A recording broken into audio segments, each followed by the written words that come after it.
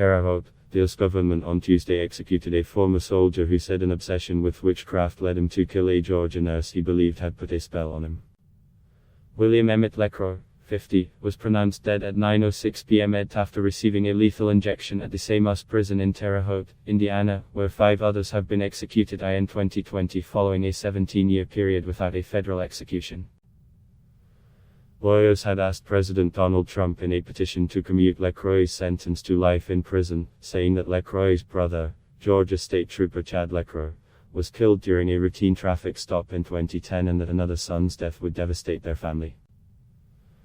LeCroy, a blue sheet pulled up to his neck, kept his eyes fixed on the ceiling, not turning his head to look at any witnesses behind the death chamber's glass windows. His spiritual advisor, Sister Barbara Batista, stood a few feet away inside the chamber, her head bowed and reading from a prayer book. LeCroy had told her last week that he didn't want to play into what he called the theater surrounding his execution and may not make a statement before he died.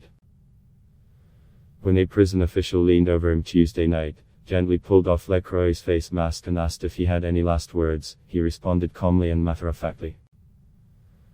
Sister Batista is about to receive in the Postal Service my last statement, he said. LeCroy kept his eyes open as the lethal injection was administered. His eyelids began to slowly close as his midsection quickly began to heave uncontrollably for a minute or two. After several more minutes, color drained from his limbs, his face turned ashen and his lips tinted blue. After about 10 minutes, an official with a stethoscope entered the chamber, felt LeCroy's wrist for a pulse and then listened to his heart before he was officially declared dead. Another execution, of Christopher Villalva, is scheduled Thursday. He would be the first African American on federal death row to be put to death in the series of federal executions this year. Critics say the Justice Department's resumption of federal executions this year is a cynical bid to help Trump claim the mantle of law and order candidate leading up to Election Day. Supporters say Trump is bringing long overdue justice to victims and their families. LeCroy broke into the Cherry Log, Georgia, mountain home of 30-year-old Joanne Lee Teisler on October 7, 2001, and waited for her to return from a shopping trip. When she walked through the door, LeCroy struck her with a shotgun, bound and raped her. He then slashed her throat and repeatedly stabbed her in the back. LeCroy had known Teisler because she lived near a relative's home and would often wave to her as he drove by. He later told investigators he'd come to believe she might have been his old babysitter he called Tinkerbell, who LeCroy claimed sexually molested him as a child. After killing Teisler, he realized that couldn't possibly be true.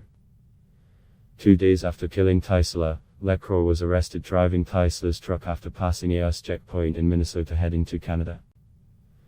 Authorities found a note LeCroy wrote before his arrest in which he asked Teisler for forgiveness, according to court filings.